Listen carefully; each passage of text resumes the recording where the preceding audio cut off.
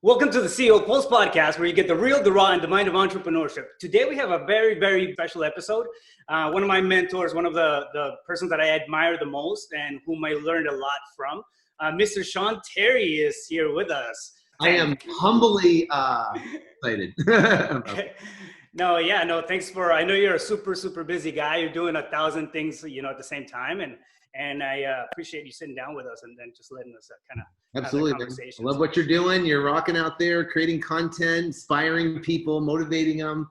Your new show came out at the perfect time. Now people are stuck at home and they're forced to either watch Netflix or they can educate themselves. And you're putting out great content, so it's awesome. Yeah, it's either Wheel of Fortune or listening to a cool podcast. So one of the two. Yeah, exactly.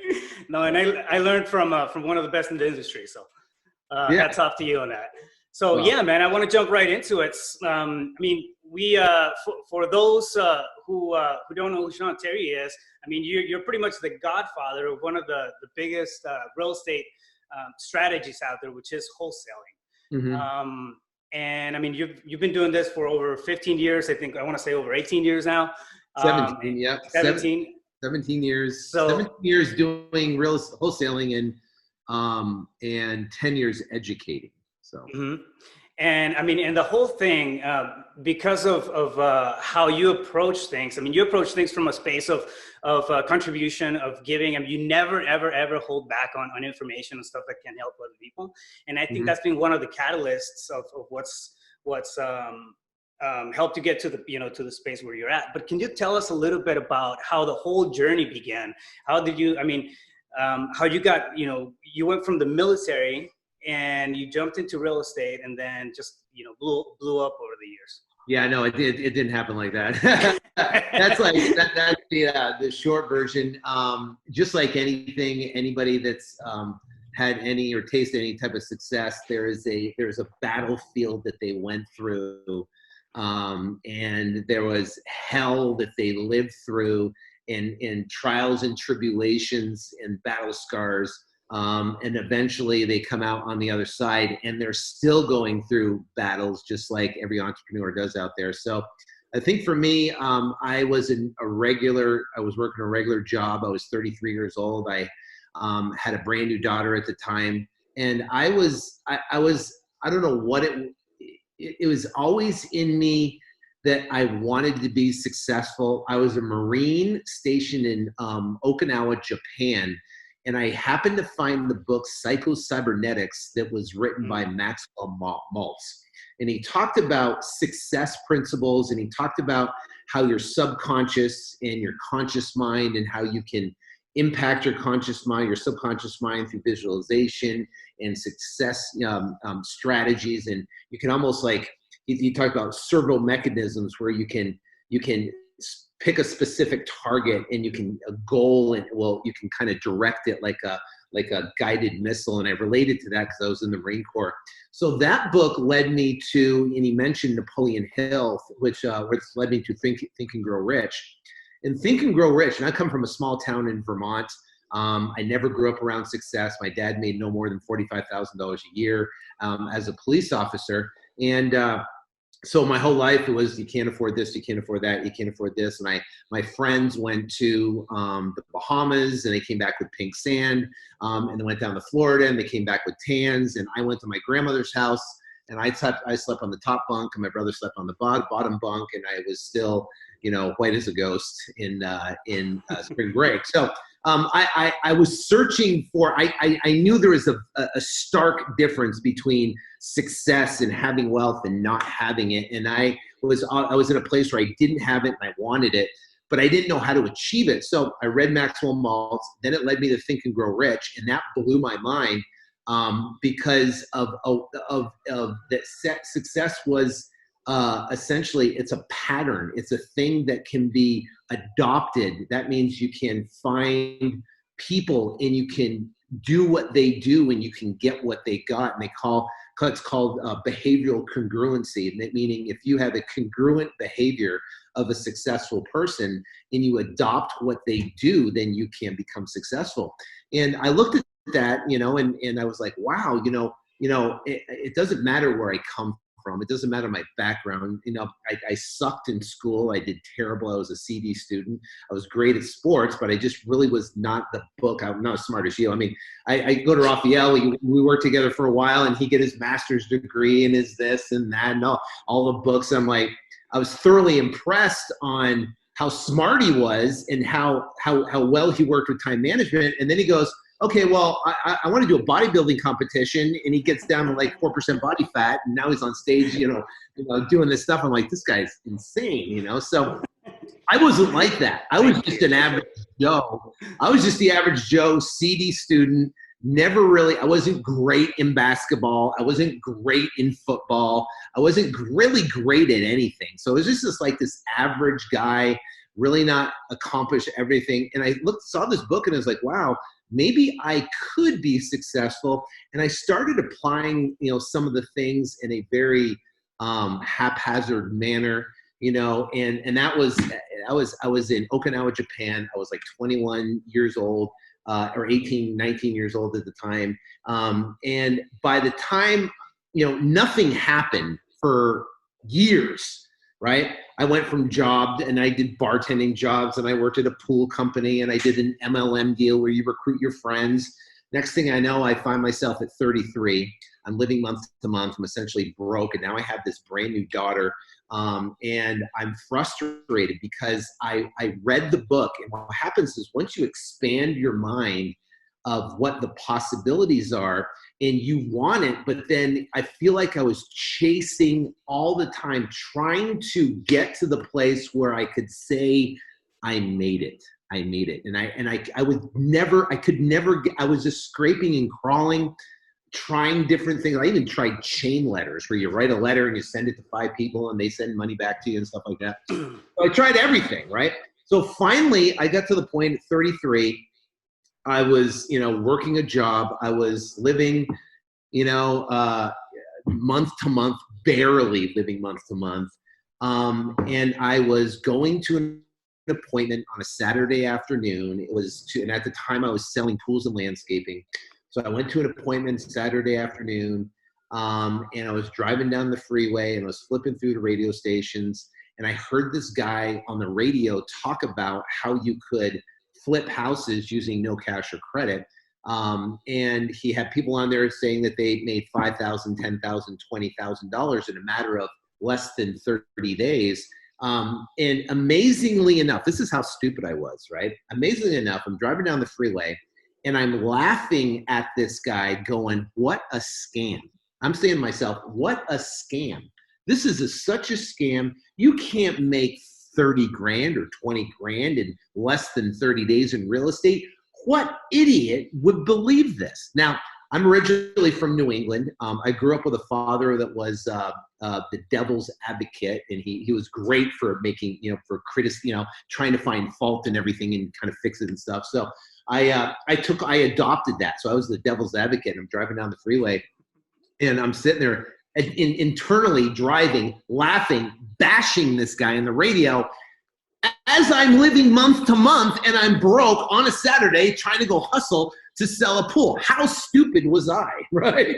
You know, and I'm sitting there, that can't be done. See, I had a preconceived notion. I had this idea in my head that I thought you had to have cash and credit to buy a house and fix it and sell it or rent it and wait for rentals and appreciation. That's what I thought I knew. And the problem is, you know, when you give someone a little bit of information, they think they know, and then they come up with this idea like, I know that, you can't do that. So that's what I was. And I actually turned the channel, and I go, what a joke, what a scam, who's going to listen to this? So I was driving down the freeway, and you know, have you ever had that gut feeling, Raphael, in your gut, and you know something's turning, and you just, it was like a screaming, and I think it was God now bashing me across the head going, dude, turn the channel back, you moron. You know, you got to listen. So what happened is I had a feeling. I turned back and I listened to what he had to say, and he explained this concept of wholesaling, how you can basically, you know, you can get a contract with a seller for whatever, get a contract with a buyer, and for hire, get 50,000, you know, 60,000. You put them both together, bring them to a title company, and you can essentially sell your paper for a profit. And I was like, wow, I never knew you could do that. So that concept, that new idea essentially changed everything, because I was like, wow, I had no idea you could do that. And now I wanted to learn more. So I bought this guy's course that he was selling. It was, I took my wife's Capital One credit card for $250. It's one of those starter cards. I had a Capital One credit card, a starter card for $250, and I gave it to the guy. And I got this course for $500. It was 2003 at the time. That the recordings were recorded in 1992.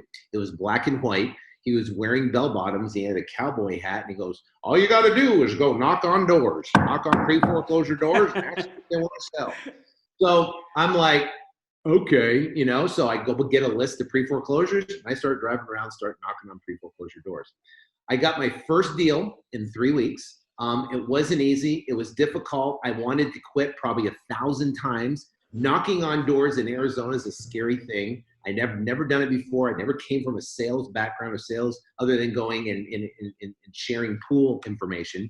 So I didn't have all the techniques. So I went and knocked. I found a guy who wanted to sell, and he agreed to do it. He stood me up 3 or 4 times. I kept coming back, and I made $11,008 on my first deal within the first 3 weeks of getting this $500 course of knocking on doors. And yes, I worked hard.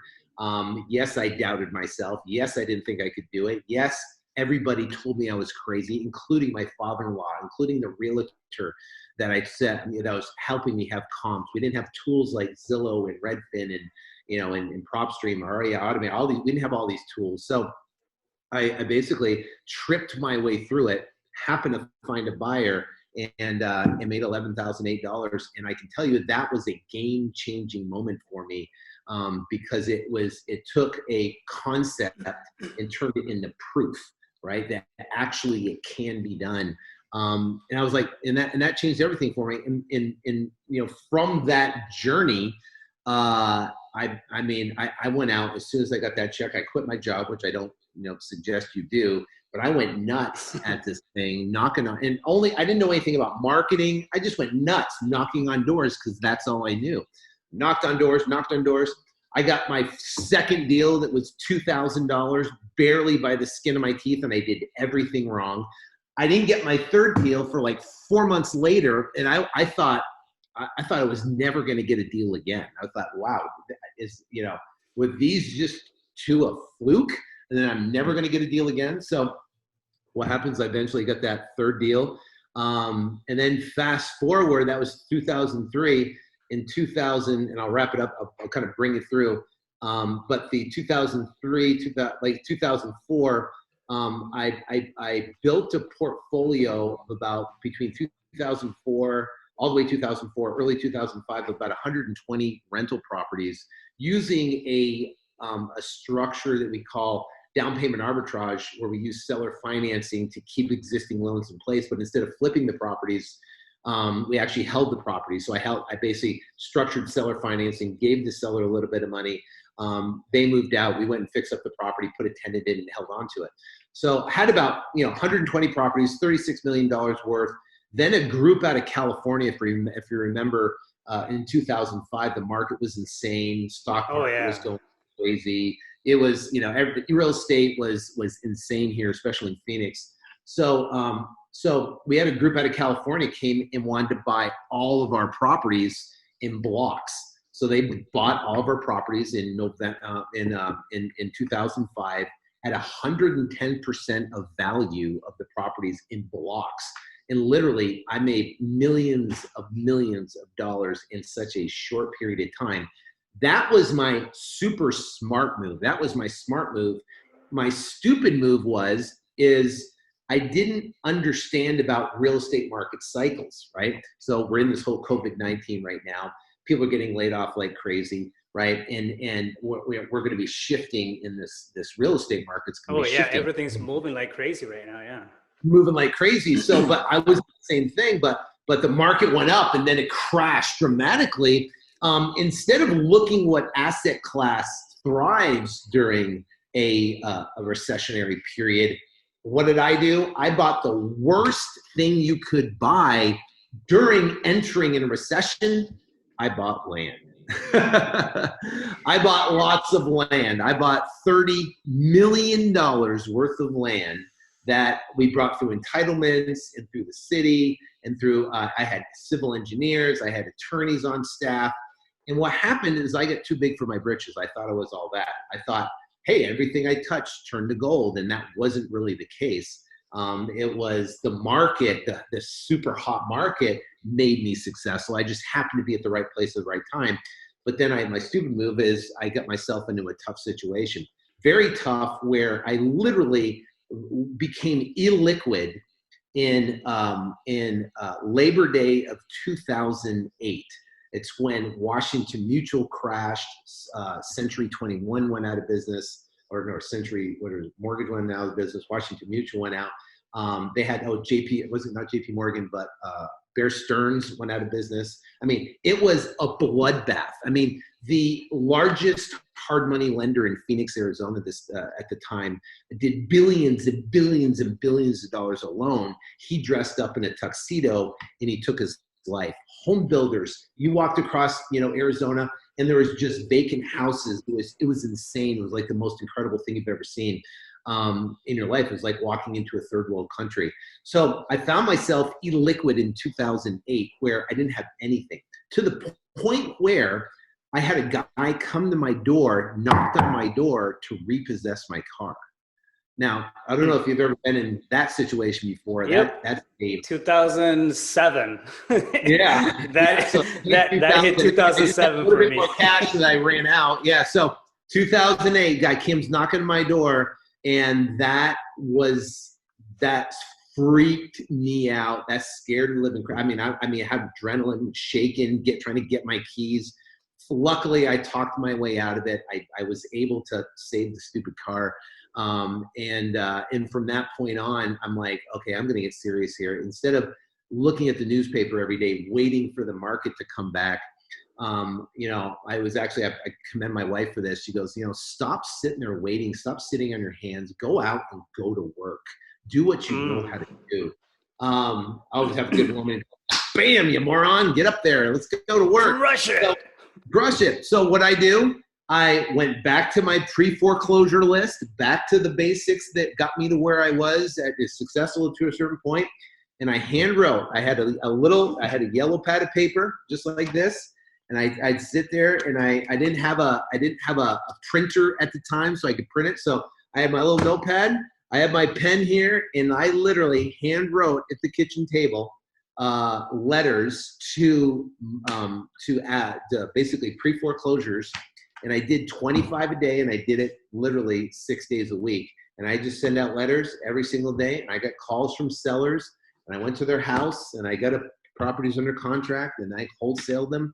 And that was in latter, 2008, early 2009. And then I launched a podcast in 2010, kind of documenting what I was doing.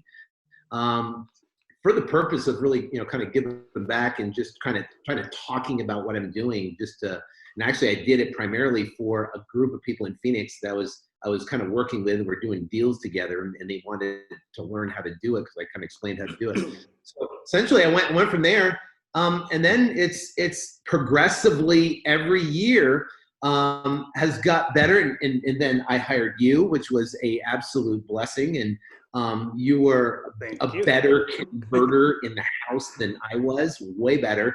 You would go into a house, meet a seller, and the way your mind trick was on tricking yourself that the value wasn't the value, right? This thing isn't worth $300, it's worth $200, so I must offer $50,000, and you walk away with contracts, and you get these ridiculously smoking deals, great deals. And what happened was, and you were there during this process, Rafael, but what happened is during that time, Phoenix started to heat up, right? It started to heat up. In our primary marketing mechanisms, we did direct mail, we did ringless voicemail, we did Google AdWords, we did Bing, and our cost per lead slowly ticked up, where my cost per lead in 08, 09, 2010, 2011, 12, where was probably around $35 to $40 cost per lead, right? It's a KPI we track. in our business. And the cost per lead ticked up to about $482, right? And you were here, Yeah, I remember. Yeah, your situation, and it was tough. I mean, we were literally squeezing every single lead, the dollar. And we went in and we had to modify compensation plans to change things to try to make the company profitable so we could still market and still do it, which I would now knowing and going through the situation with you, I would never change a compensation plan on existing team members. I'd only change a compensation plan for new people coming in as they come into the business, but you can't change compensation plans on people. It destroys morale. I made that mistake. And it gave you an opportunity to move on. And now you're doing what you're doing now and you're killing it. But I think a primary reason was because we had to change the compensation plan because marketing costs were so high. So that being said, this happened. So I've been doing the business, and I was stuck. And Brandon, Brandon, I'm sure you might have had him on here, and Brandon Simmons. Yeah, a few episodes back, we had Brandon Simmons on here as well. Yeah, so Brandon, great guy. He worked. He basically ran the dispositions. You guys ran the acquisitions and crushed it. So Brandon, awesome guy. So Brandon has been in my ear going, dude, you got to do virtual. You got to think about going on the phone. You got to do virtual, and kind of just putting this plant in my ear. And I'm like, no, I'm in Phoenix. I don't want to do that. Right. I'm like, okay, I'm not going to do it. So it came to about, in August, I launched a course in Nick Perry and Josh and Steve out of Canada from Tallbridge Financing, or Tallbridge Homes. Essentially, I collaborated with them and taught a course on wholesaling virtually with those two. And they did a phenomenal job. And I'm like, you know what? That's pretty cool. I did virtual deals, but it was through students. So it wasn't actually as my main business model. So November came and I started looking at my P&Ls and I'm going, okay, this sucks. Cost per lead still getting high. This is crazy, and we're just getting squeezed on profitability.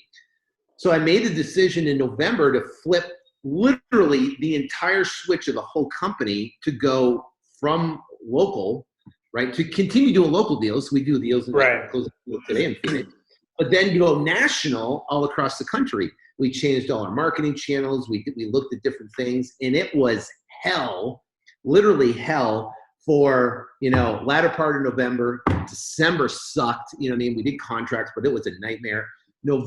January was good. February crushed. March, literally we're on, that was the best month. It's been in probably in my career for wholesaling. It was insane. Even while we're going into this COVID mess, right? COVID mess, and we're still operating and doing deals and getting contracts, but my whole team's working remote.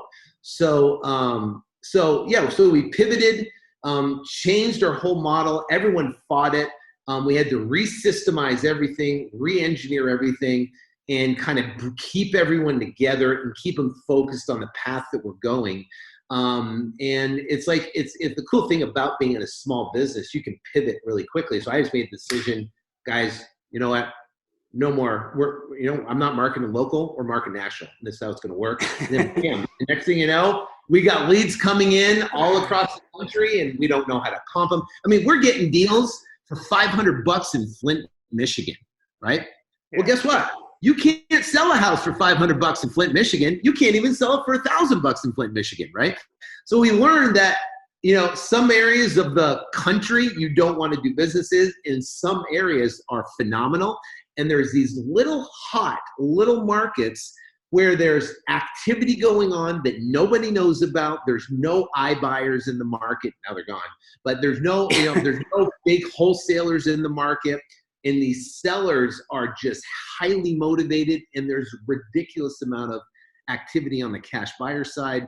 And we're finding these small little markets, and we're pulling, $50, $60, $100,000 out of these small little markets, and it's insane. So that's where that business model is now. I got a team of people. We do everything virtually. We do locally as well. March,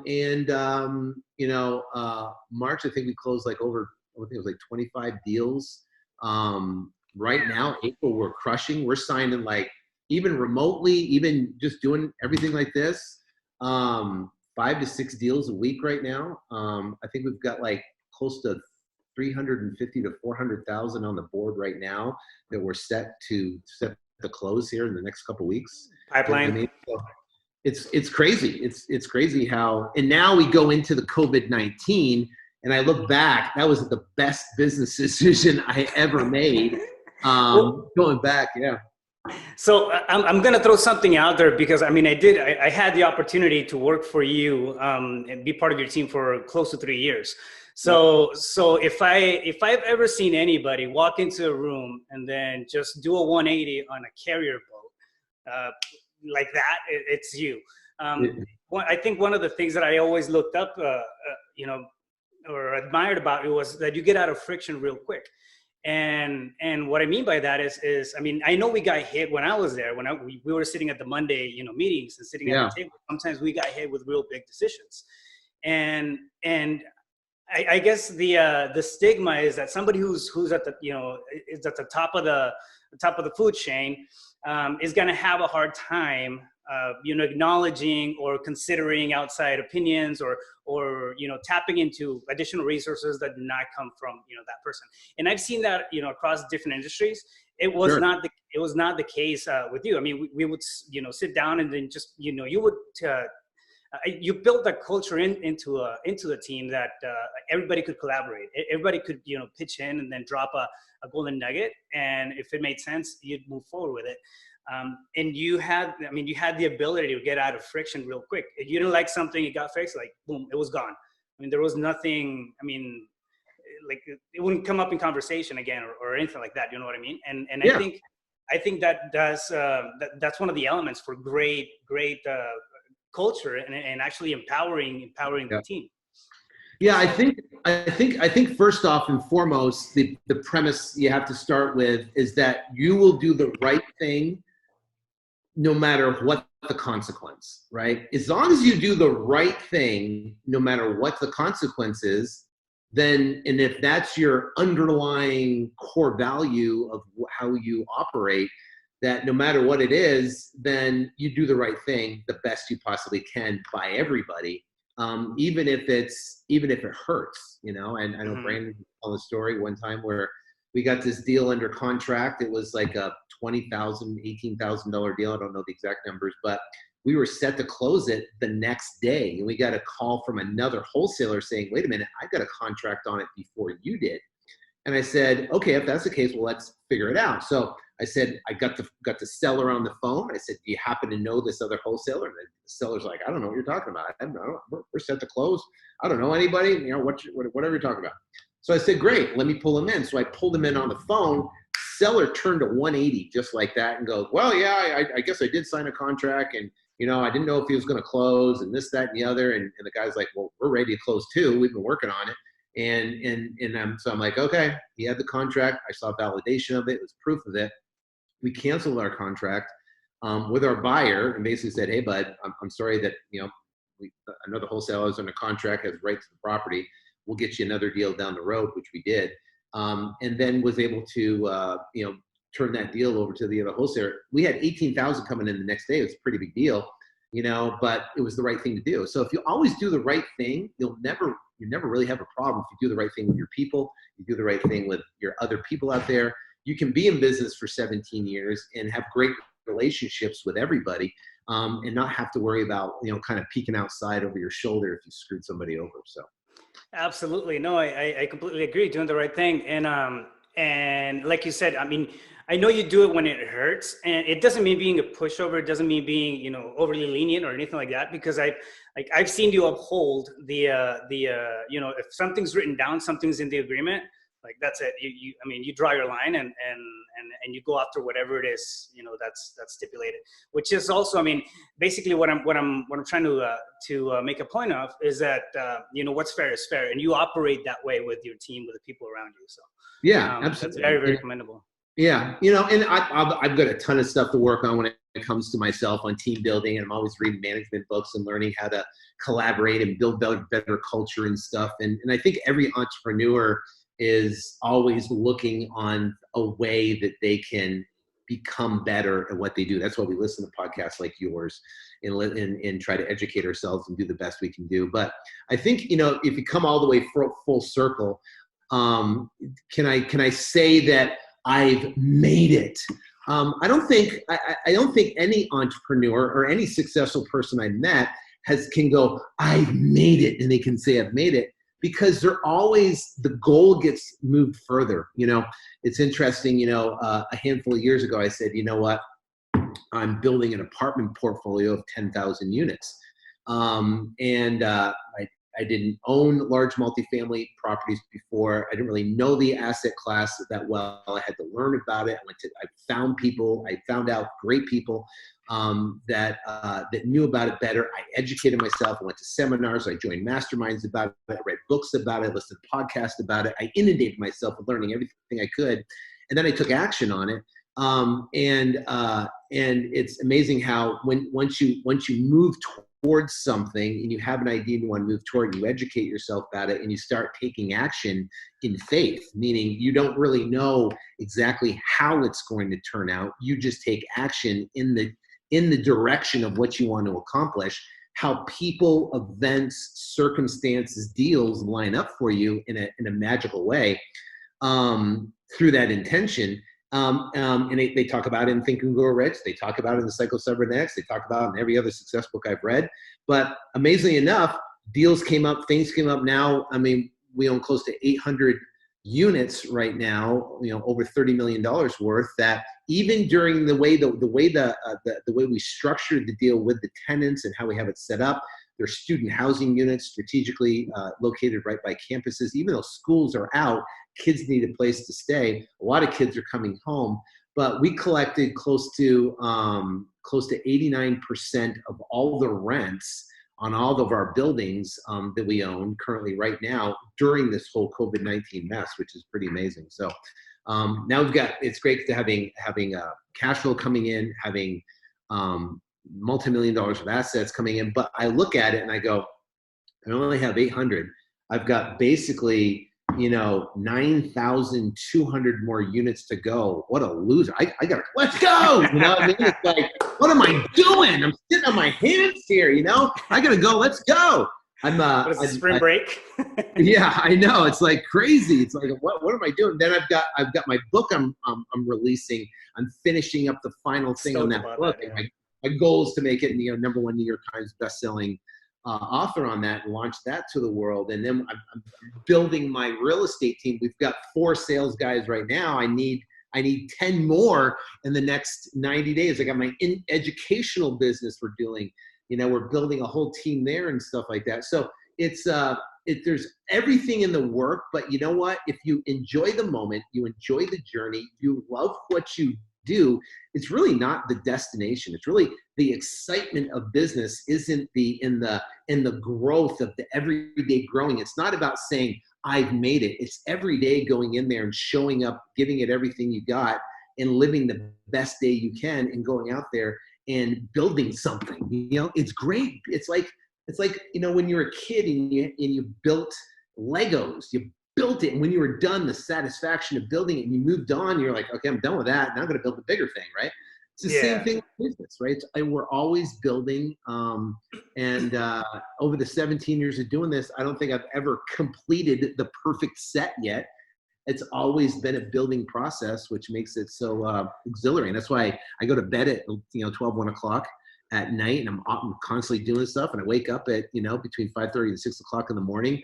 I can operate best on 4.5, 5 hours of sleep. You don't need it. I mean, there's no time to mess around, so. I think, and I'm somewhat similar when it comes to that schedule. I'll dive into a project and get lost in it, and it's just the excitement, the fire. I mean, I go to bed like double, triple, checking if it's something that I'm doing on the computer.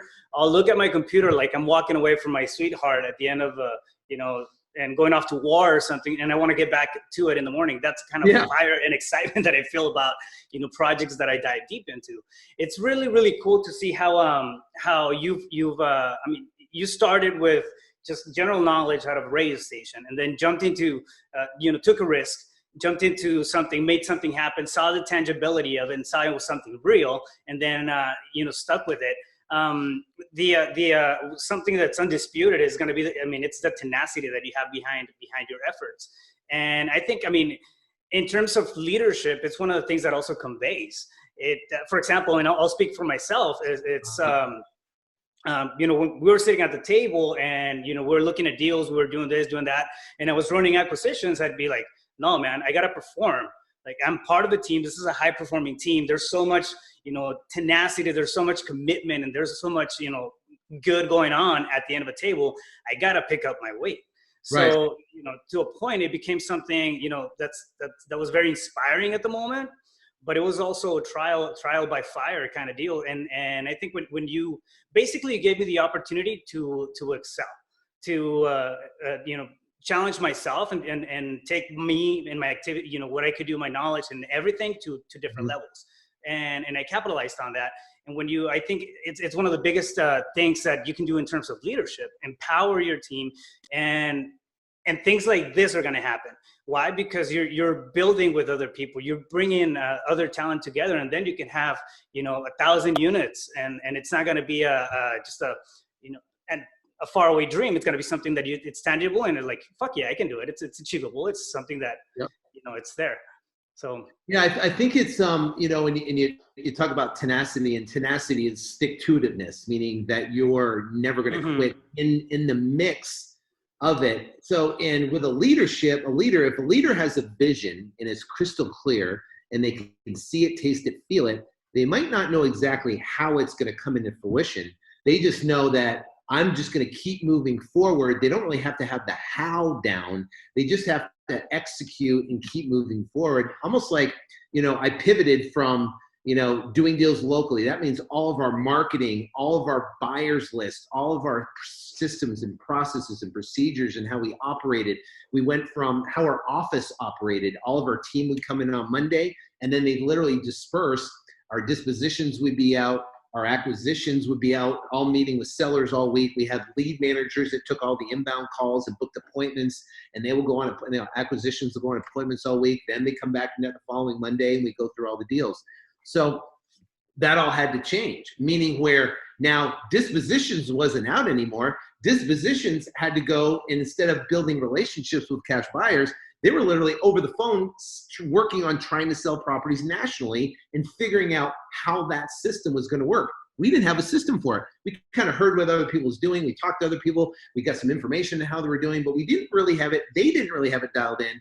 We didn't really have it dialed in. So we had to get that dialed in. Then we had to, I built the whole sales floor, and I got cubicles coming in. I got the computers all I had to get.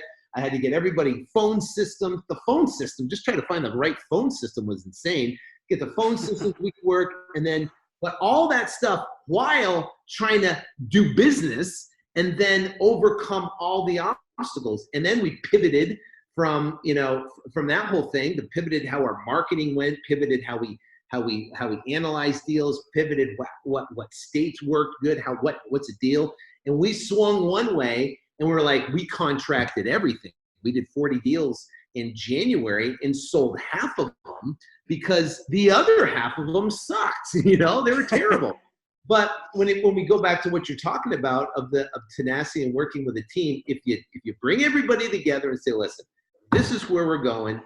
It's okay to make mistakes. It's okay to have problems. We're not going to have all the answers right now. We'll figure it out. If we collectively know where we're going, what we're going to accomplish, and how it's going to happen, then listen, all of us can get together and know that we will work through this. We're going to get to the other side of it, and we're going to be operational, and we're going to love it. Now my team looks back, and now, especially during the whole coronavirus thing, is that this is the best business model for this environment, right? Because everyone now works remote. They're closing deals over the phone. We're continuing to get contracts. We're selling properties like crazy. And it's business as usual. The only difference is no one's in my office, right? It's just me, myself, and I in this big, 5,000 square foot office. So, but it's cool to know. And I kind of broke through barriers myself of thinking I need everybody in the office. I have to have a sales team in the office. because of this whole thing, I said, you don't. I think I can have sales teams, great people all across the entire country that are just crushing over the phone, and probably have a Dispo team here because Dispo, I mean, we're interacting a lot as we're doing deals, but I mean, you don't really need an office to do this, to do this virtual model that we're talking about and build a huge, massive team doing, millions of dollars a month in revenue. Yeah, at the end of the day, I think it comes down to accountability and how if you have a strategy, if you have a process of keeping your team accountable, some way, somehow, you're going to be fine. I mean, and you're right. I think you're completely right about this model. It's a model that you can do it virtually. You can actually tailor it and then run pretty lean on it, and I mean, create a really, really good living from just doing this stuff. I mean, look at your example, look at your company, for example. Right now, through the whole COVID-19 thing, it's unemployment skyrocketed. There's companies just, falling down like dead flies everywhere. And on the opposite side, you saw the opportunity to pivot into something else, and right now you're thriving, like not surviving, but thriving. You're expanding the company, you're growing. And I think, a good entrepreneur and a good leader always looks for that opportunity. They look for the opportunity of the stuff that they can, okay, what's something that I can control? What's something that I can, I can do about this world, the world that I'm in, not the governmental world, not the stuff that I can, have an opinion on, but not really do any direct action towards. Right. And I think that, finding those gaps as an entrepreneur goes a long way. Let me ask you this. So, I mean, in your opinion, what would you say are the top 3 skills for a good entrepreneur? And skills? Yeah, skills or I don't know if I'm using the right word. Let's say attributes. Yeah. I would say number 1 is you have to have a crystal clear vision, and you have to want it so bad that you're willing to go through whatever hell you have to go through to make it happen. Where you're so absolutely must achieve X, Y, Z at not at all cost. Obviously, you don't want to get divorced and lose your kids and lose your family about it, but you have to be crystal. And I think the difference between a highly successful person, between someone that's moderately successful and someone that has no success, is the highly successful person is crystal clear, and they have it crystal clear. They have it written down. They can see it. They know it exactly where they're going and why they're going there, right? If you know why you're going there and you can see where you're going in all aspects of every business you're operating, then number 1, you can lead people, right? Because now you can share your vision with your team, and this is where we're going, and you're at the ground floor, and we're gonna own this space, and you can do that. That's number 1, is having a crystal clear vision and having a massive amount of desire to accomplish that, with an underlying purpose of what the purpose for being there, not to just generate revenue, but to that you're making an impact in some sort of way, whether it be through the business. And I've always taken my real estate business and wanted to be the best model for my education business. So I never want to be an educator that taught real estate, but did real estate 10 years ago. You know what I mean? Right. I always wanted to be an educator that was in the middle of it, and it was doing deals every day. It was out there hustling and crushing and doing, you know what I mean? But then not being I wanted to be the best of the best out there. And I'm not there yet, and I'm still working on it and stuff. But the amazing thing is in my education company, the best ideas, the best problems, the best solutions we solve all come from me doing the business, in the business, and then overcoming those problems, having amazing success with it, and then I teach it. So it's a great combination. So if you have an underlying reason why you're doing this and a passion for it, and you do that, and then you have the tenacity that you're talking about, the stick-to-itiveness that you're going to get beaten up, you're going to get punched in the face, you're going to get knocked on your knees, you're going to get to a point where you're not going to think you can get up, or you don't have what it takes. You literally might have to fund the thing, go broke and fund it, and go broke again and fund it. It's the way, it's the way business is. And there's many times you've got to go all in, and you have to have an element of faith. And it's scary, and you doubt yourself, but you stick to the vision, and you're going to come out on that other side going, wow, this is miraculous. This is, now you understand all these heartaches and things that you went through, and the trials and tribulations and all the stuff led you to where you are. And you probably, if you had to design it, it would be designed exactly like that, but you're going, wow, this is pretty cool. Yeah, I mean, in a nutshell, I guess it'd be clarity, tenacity, and faith. I think those are the three. I usually get pretty, because I've asked that question before, and I usually get pretty technical answers. But I think at the essence of the entrepreneur spirit, I think that's what it is. Because we tend to walk into something and not have an idea how the hell do you do it. How it's done, and it's throwing spaghetti on the wall, and it's all right. I'm gonna try that out. That's how I, jumped into the transportation business, and that led me to real estate one way or another.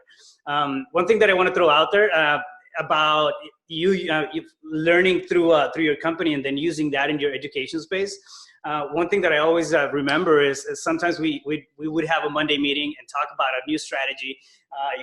We found this really, really killer way to set up deals. We found this really, really killer way to, close and wrap, and this is part of the script now, and be super excited about something on Monday, and you wouldn't even let me enjoy it for a week. You'd be teaching it on Wednesday. It's like, come on, bro, come on.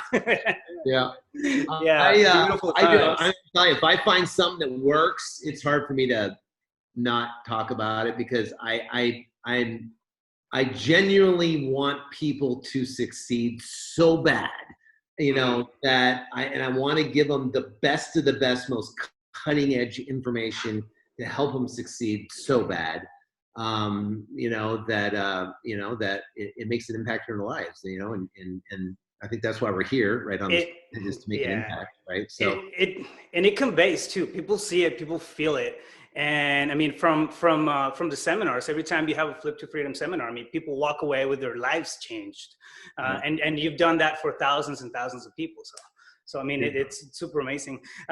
I know you're inspiration for a lot of people out there, whether it be in real estate or starting entrepreneurs, and you started from this space, and now you're doing this and creating all that change. And that creates inspiration for other people. But who or what has been some of your biggest sources of inspiration?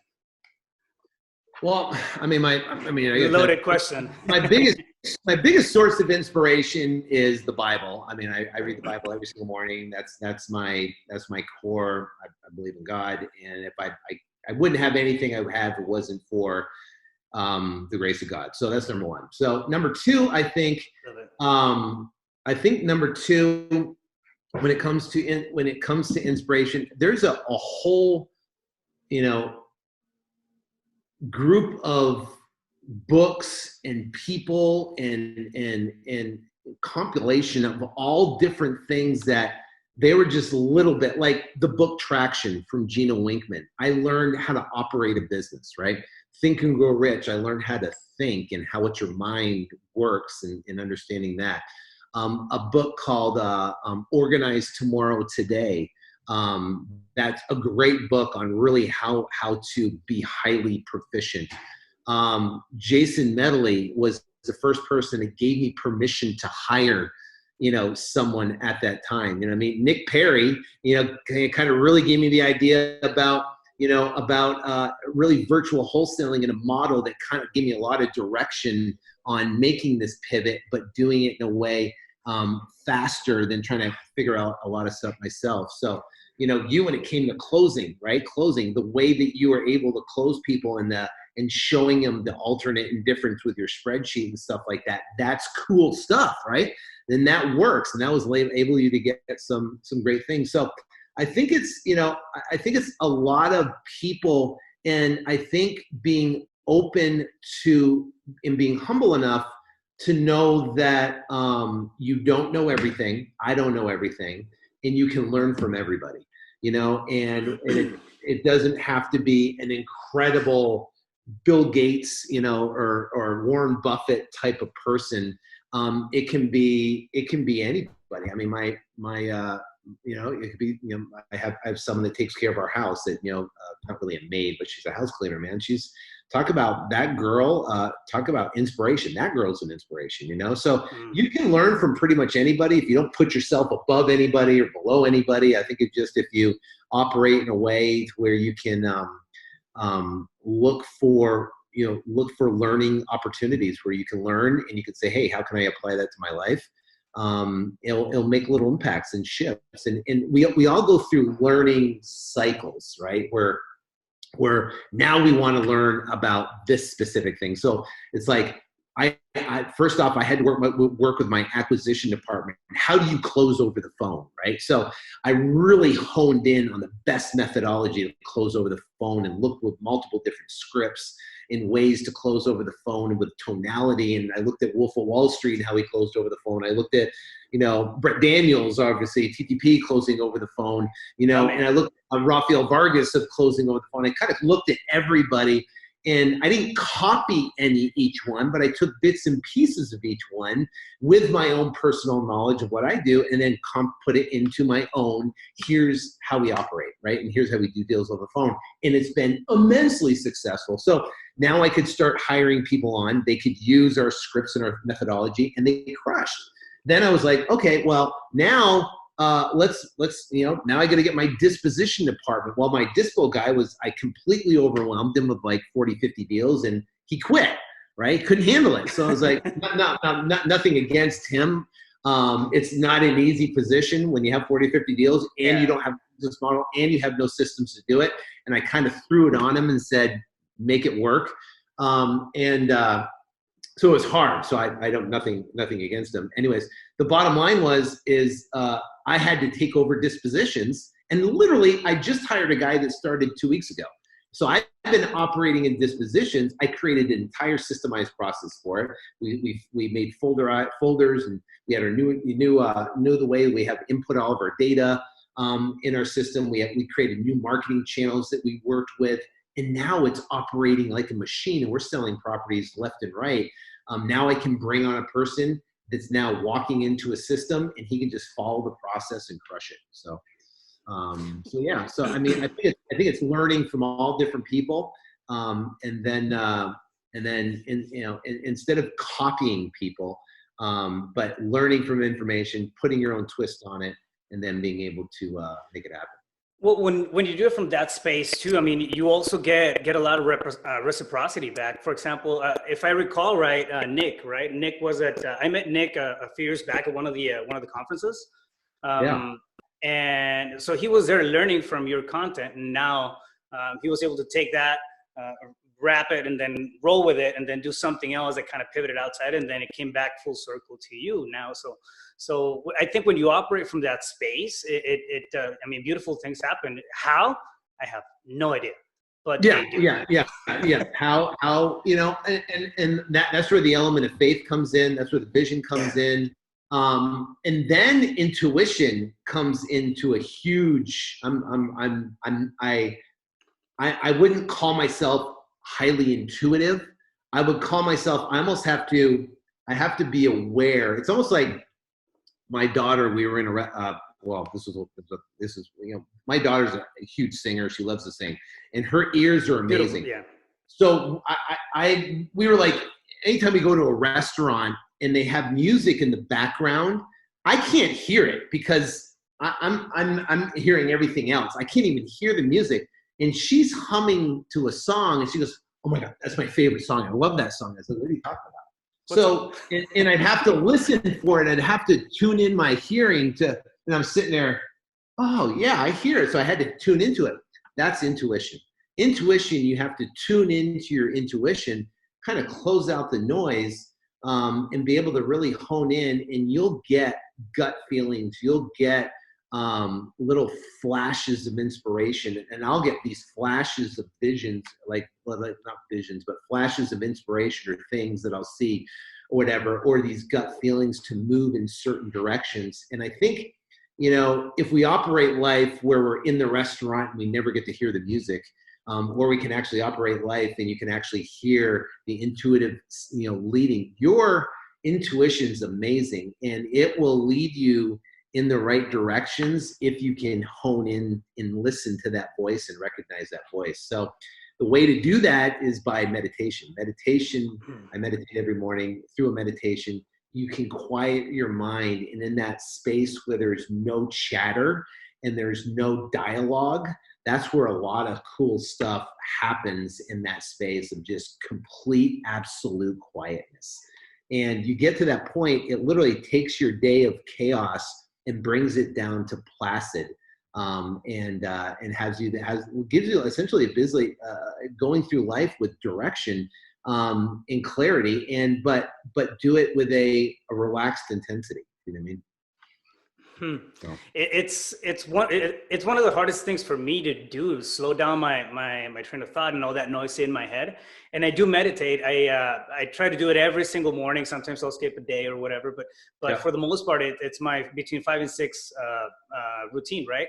And yeah, it does take a while for me to kind of, I sit down, I'll be thinking about 1,000 things for 5-10 minutes, and then, you know, slowly I'll get to that space where, okay, cool, I'm just breathing, and then it'll clear it out. Even if I spend, I don't know, 5 minutes in real meditation, I come out on the other side and it's so refreshed. It's just like a little break from all the noise that you know, keeps happening in our heads. And I think it's super important.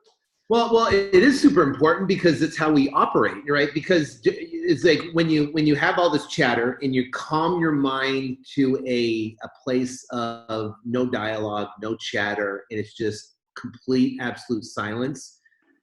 And then you introduce your vision of what you want to accomplish. That's how you impress your subconscious mind.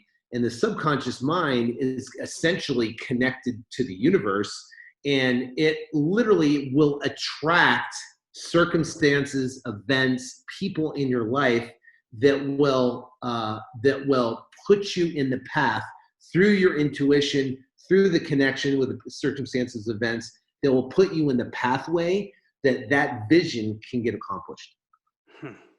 So, I mean, so it's like people go, can I be successful without, you know, essentially, you know, manifesting, like a vision, having a clear-cut vision and impressing your mind of seeing yourself the way you want to be, right? So is it just action alone, or is the action with manifestation, meaning you're going to impress your subconscious mind? So it's both, right? Because otherwise, you can take a round peg and you can physically shove it into a square hole, right? The harder you can, you'll eventually get it in there, but it's harder, it's more difficult, there's sweating involved, there's frustration involved, there's agitation, you're gonna wanna quit, it's hard, right? And you're shoving that round peg into a square hole, but then you realize you're going, holy cow, well, you know, if I apply both inspired action, right, and you do what we're talking about, and you quiet your mind, and in that gap, you introduce what you want, that vision, and it pulls stuff toward you, then what happens is now you're going, holy cow, that round peg, right, next thing you know, sitting right by that square hole is a round hole. And you go, there's an easier, better, faster way, and all of a sudden, bam, things get done. People, events, like, for an example, apartment complexes. Next thing you know, I get a call from a friend that says, hey, I got a 120 unit apartment complex in Columbus, Georgia, right by Columbus State University. You know what? Let's partner on it. I'm like, where'd that come from? Oh, yeah. I've been introducing it in my mind, 10,000 units for the past, past 60 days now. And all of a sudden, an opportunity comes out of nowhere. Out of nowhere. It's unexplainable. You can't explain it, right? So it's amazing how life works, actually. You told me about a book a long time ago, and it's actually one of the best books I've read, and it's one of the books that has changed my perspective on the difference between the human self and the taskiness, right? It's the game of life and how to play it. I mean, I went through that, and it was a completely, it revealed a whole other world that I was not aware of. I've from then to this point, I've worked with a mindset coach, and we focus on meditation, we focus on the self, and we'll creating from a space of being as opposed to from a space of doing. And I'm known for having the tendency to get super tasky and want to break through walls with my forehead, and it's a completely different shift in both results and effort when you like you said, when you start operating from both. So when you do it from the action standpoint, and also from the manifestation, spiritual and energy side, when you combine those two together, what happens? It's magic. Look at your example, and I don't think we've ever gotten into a conversation that's deep about this, you and I, before, but we're completely on the same page. Completely on the same page. Funny. If you're at point A, you want to go to point B, right? Mm-hmm. And you're going, I want to get there as fast as humanly possible. And we tend to go, okay, I've got to it's just effort, right? Just 100% effort. Now, I don't want to take away from busting your butt and working hard and intensity. You still got to do all that stuff. Yeah. Still do it, but it's amazing how you'll get there in a way, because it's never a straight line. It's always like this, but it'll be a lot different path and progress when you combined inspired action and combine what we're talking about, and then actually apply the action with it. You'll get there a lot quicker, and it'll be a lot more enjoyable and a lot less stressful. So you're not getting there and you're overweight, you're out of shape, and you have cardiac arrest, and you're divorced and have no kids because your kid's taken off and your wife hates you, and you're, yeah, you're rich and you got successful and you got the nice car and you got the cool suits and stuff like that, but you're in a big old house, you're overlooking the ocean, whatever, and you're alone. Yeah. Priorities. No, you're hitting it right on the head, and I think it's one of the smoking or how do you say it, smoke and mirrors effects that people who jump into entrepreneurship often have. It's they have the vision of reaching for that monetary value in things, and I want to reach this amount, I want to have this, I want to have that, I want to have that, and I think it's we tend to have it backwards. So meaning I want to have that so I can be this, right? And in reality, they want to feel important, or they want to have power. They want to have, they want to impress, right? And we all have that. And I've got it too. It's like, I want to drive a nice car, and then drive a beat up car. It's like, we want to do that. But go ahead with your point. I need to have that, this in order to be this person, and people see me this way. But I think it's the other way. You have to be that person first, intrinsically, believe that you are, know your worth, and then operate from that space from within. And then you're going to have that, but you have to be it first. So you're basically talking about your identity, right? So here's the thing, if your identity comes from stuff, job status, success, influence, and all that. If your identity comes from that point, then it's built on essentially it's built on stone. Do you know what I mean? Just like in the Bible, they talk about your foundation. So what happens is, if the wind blows or a coronavirus happens, right, and that is all gone, the influence goes away, the money goes away, the status goes away, everything goes away. That's where a person now, they're going, holy cow, I've lost everything. And then they contemplate suicide, you know what I mean? Because they're like, holy cow, their identity is in all this stuff, but you take all that away, they're just ripped apart. But if you're just like you said, so if your identity comes from, you know, who you are as a person and what you contribute to the world, and, you know, if you are a believer in God, your identity comes in God, then you can have all that stuff, and that just makes life more interesting, you know. But if you don't have all that stuff, it's, you know, it's a part of life, you know what I mean? It's just you still have you. You're not going to take it with you.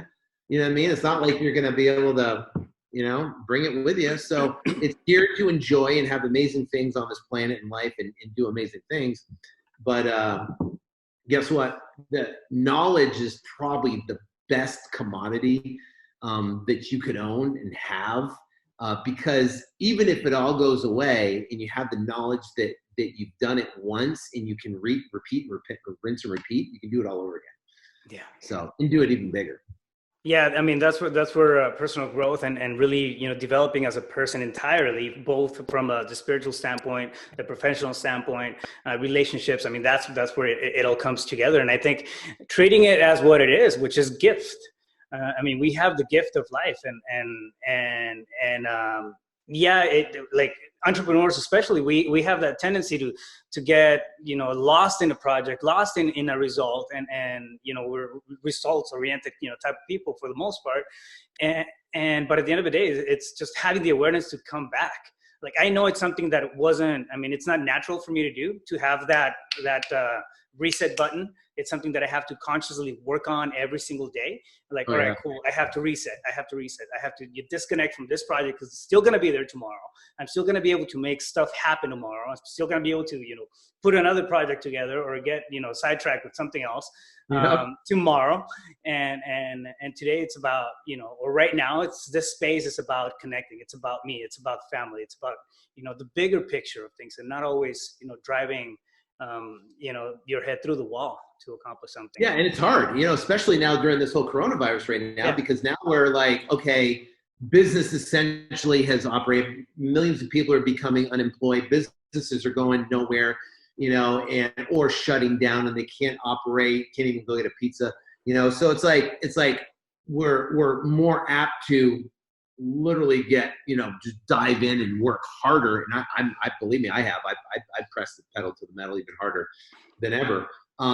Just because, you know, it's like, wow, your world can change just like that overnight. You know what I mean? Where I was talking to a friend, and, you know, I mean, they lost basically $500 million. A friend of a friend lost $500 million just from this whole stock market crash. You know what I mean? I'm like, well, I don't feel so bad. You know, it's like, you lost $500 million. I couldn't find toilet paper. Yeah, I know. $500 million. You know, it's like, wow. You know what I mean? But yeah. No, man. It's resiliency. It's not, you know, an attribute that everybody has, and I think it's one of the biggest things, especially in situations like that. You know, getting hit with something that nobody was expecting. I completely empathize with you, and in the sense of, you know, diving stuff into, or deep into stuff, because like right now, for example, this conversation couldn't come at a better time. I've been buried in my home office and working on a couple of different projects, building the operating system, and then doing a couple of things with the investment company and the brokerage, and really like getting on work mode from, you know, 6 a.m. to like 8 p.m. at night. And I've been just kind of locked behind doors. My whole rationale behind it is, all right, cool. Times are changing. I need to figure this shit out and see what's going on. But I mean, at the end I enjoy what I'm doing, but at the end of the day, like, I still have to look at the big picture, and I can't omit, you know, the fundamental elements of my life, which is family, faith, and relationships, and just everything that encompasses the results. Yeah, I agree. And it's, I think it goes back to priorities, and priorities don't change when the circumstances change, right? Mm-hmm. Either priorities are priorities, or they're not priorities, right? So yeah. The problem is, you know, I tend to lose sight of the priorities, and I shift priorities around where I go, okay, it's God, family, health, business. And now I have shifted because I can't go to the gym anymore. I can't go to Orange Theory. Can't go to the gym. So it has shifted where I'm like, okay, God, you know, and then I'll put, well, let's put business and then family and then workout, you know, and you know, and I go, okay. I got to shift it around and catch myself. I mean, literally, I mean, it's almost like a daily thing where I'm like, okay, I've got to make time to shut it down. I got to make time, like, to work out. I went and worked out this morning, but I literally had to force myself because I got so much other stuff I've got to do on everything that's going on. But I go, listen, this is my priority. This is where it's on my thing. I'm going to work out. Everything else will be there when I get back. You know? Yeah. So, and I went out and I felt great. I went for a run and did a bunch of push-ups and sit-ups and stuff, and it felt great. Outside. I have, there's a reminder on my to-do list because I still use to-do list. Since I started using it when I was working for you, and at 6 p.m. there's a reminder, like it actually pops up on my phone, on my laptop, my iPad, on my desktop, everywhere. And it says disconnect and reset. Yeah. Actually have a reminder. Yeah, calm the hell down.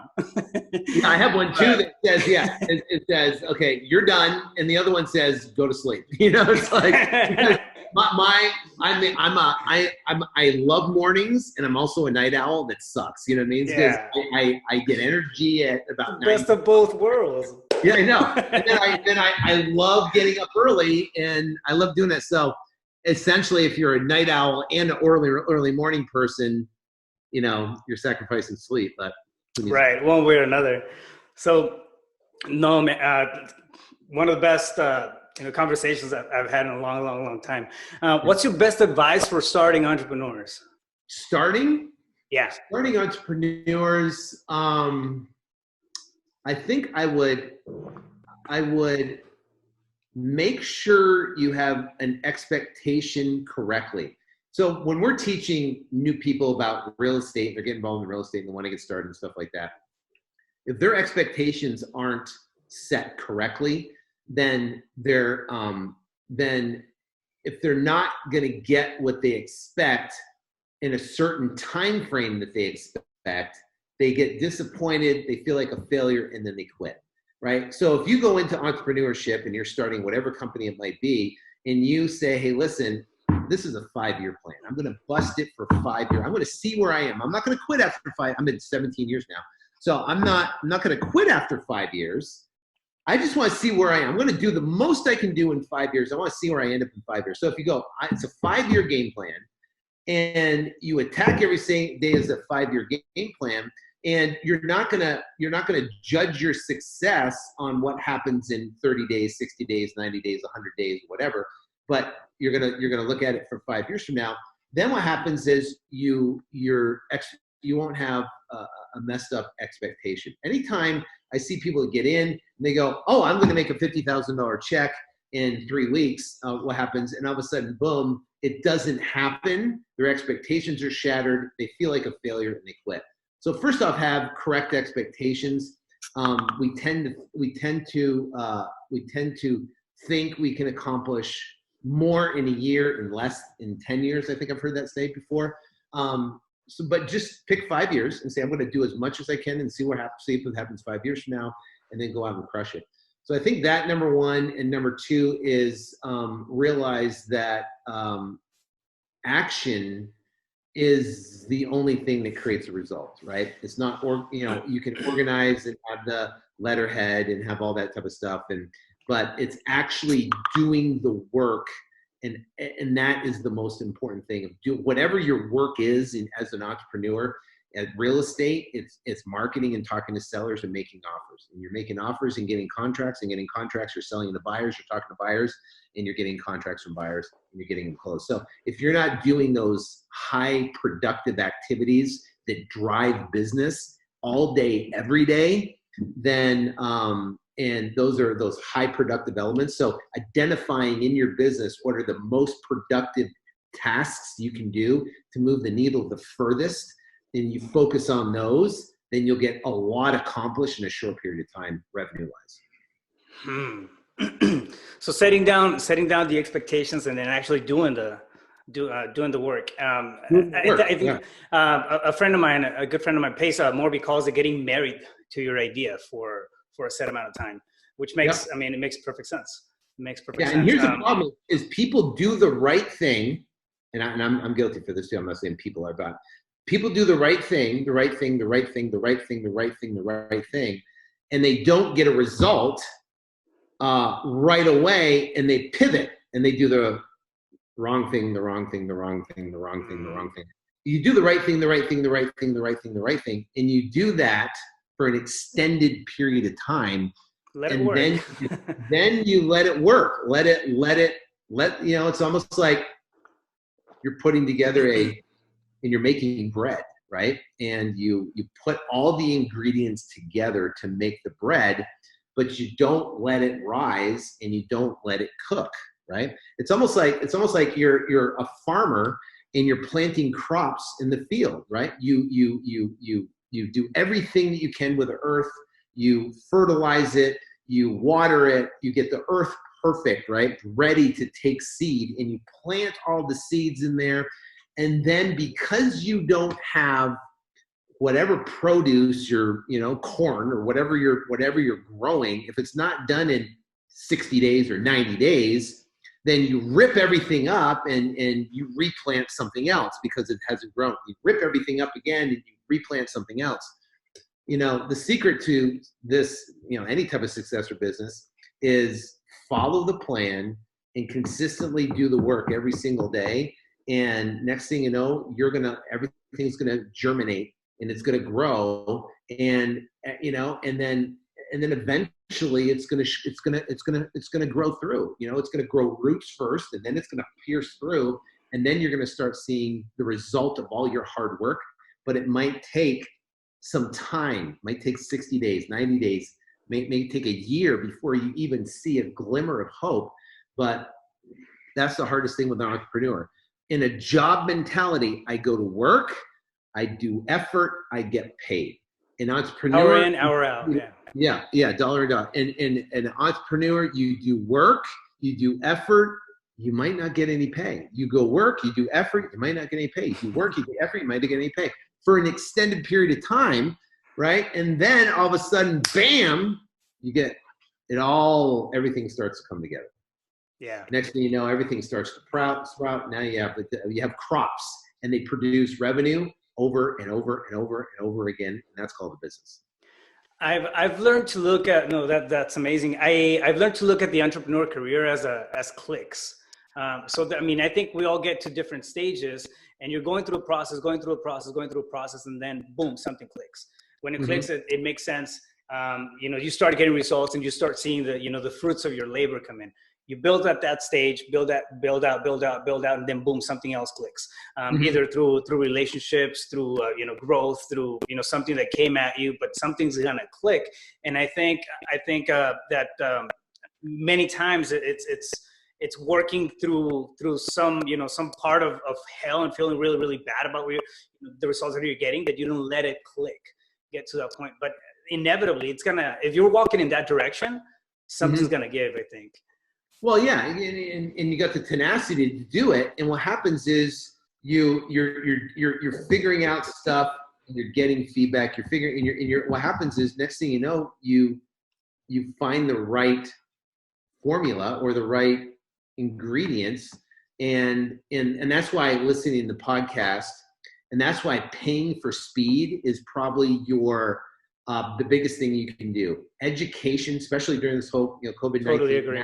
time, to educate yourself and pay for speed, pay for education, pay for masterminds, pay for coaching, pay for whatever you can pay for to learn it as fast as possible. Like for me, if I wanted to learn a new skill and I was going to start a new business, I would try to find the best person in the industry. I would hunt them down. I would interview them. I would talk to them. I would try to pay them to have them teach me everything they could teach me. I'd want to learn all the mistakes they made. I learned everything that worked right. If they're willing to teach me, I would pay for speed. And guess what? Then I go to work and implement. Yeah. We'd call it a squat up. It's a thing that Pace also kind of put together with Brent and Jamil, and the whole concept of it is really, I mean, reaching out and squatting up. I mean, if you feel you have a weakness, you don't have to become an expert at it. Squat up and then be able to reach out to somebody through masterminds or groups, even sit down in conversations. I mean, whatever you can do to cut that learning curve, to cut that the time that you're going to spending money, making mistakes and just messing things up left and right. Find a way that, I mean, we're at a point now that we don't have to do it all ourselves. So. Well, entrepreneurs don't do that. I mean, as an entrepreneur, you have a gift, you have your unique ability, and whatever that unique ability is, you're going to have a whole list of stuff you have to do. But, you're going to look at all those things, in your job as an entrepreneur is to know them all, understand how everything operates, understand your unique ability, and aggressively, as fast as possible, generate as much revenue as possible. So you have the ability to hire out all those tasks, and you're only doing the things that you love to do in your most unique ability fashion, and everything else is hired out. Yeah, exactly. So if you were walking down the street and you ran into your 17-year-old self before everything happened, and I mean, if I assume right, you were about to jump into the military and then branch out into the world, what piece of advice would you give that kid? I would say advice that I wish I would have learned a long, long time ago is probably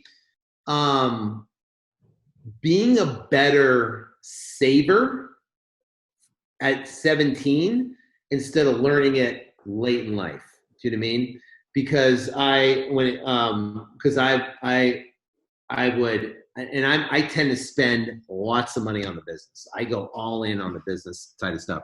So instead of aggressively saving like I do now, I would just put it all in. So I wish, and the reason why you save is not to save for compound interest in this and the other. Is to save is to buy cash flow real estate, right? Buy assets, real estate. They can turn around and produce most cash flow in your life and business and stuff like that. That's my opinion, I guess. I'm sure there's a lot of other people who are listening here probably have other different opinions to do with the capital that they choose, whatever that might be. For me, it's real estate because that's what I know. Anyways, the bottom line is that I wish I would have done that a lot younger age. That's what I'm teaching my kids to do. Save a portion, 10%, 20% of your income. If they can save more, save it, put it off to the side. And then when opportunities come up like this, I mean, do you know that right now, oil is at when it's all-time low? Oil is like $20 a barrel. Oil. Yeah. Yep. Crude oil, right? Well, I mean, now it's up to 26, but crude oil is. So I have built a massive position in an oil stock right now, an underlying oil stock. And now it's come up from 20 to 26. So I know it's going to be back to, $40, $45 a barrel coming in. Mm-hmm. So when you see opportunities like that, you can build a massive position, and that happens to be stocks, and you can see opportunities. Well, guess what? There's going to be a wave of where there's going to be distressed houses that you can pick up for a lot cheaper. There's going to be apartment complexes right now that you can pick up for a lot cheaper, than they would be. Instead of paying $80,000 a door, you can pay $40,000 a door in a 100-unit apartment complex. It makes a whole difference in the P&L and the cash flow. So if I would have saw myself younger, I'd say, listen, stash 25, 30% of your income, whatever, and live on the rest. And look for opportunities when the market crashes like it did in 2008. Instead of being a victim, I could have came in and swooped up a ton of stuff. I mean, Warren Buffett's sitting on like $138 billion right now, waiting for the market to get as bloody as possible so he can come in and buy up everything. Yeah, and I also know that he just bought a bunch of Delta stocks, so that's interesting. But yeah, I mean, I think it comes down to giving yourself the opportunity to get lucky, right? Preparation and opportunity. I mean, kind of give for luck, quote unquote. But yeah, or build just out for it. Yeah, and I mean, and just realize that, and we've been in such a bull market right now, is that if you position yourself to take advantage of, not really, I want to say take advantage, but profit during a downturn, then you know, I mean, that's where wealth's created. I mean, the who's the owner of the Suns? I think his name is Mike Sarvel. But he owns the Suns. Well, he made his fortune during the savings and loan crisis. He bought land in Tucson. So he turned around and bought tons of land in Tucson for pennies on the dollar. I'm talking thousands and thousands and thousands of acres at literally pennies on the dollar, and owned all this. And then as the market came back, he sold it to developers, and he developed it himself, and he made hundreds of millions of dollars. Now he owns a bunch of banks, and he owns the Suns. So if you look at a lot of highly wealthy individuals, think about it. They're turning around and they're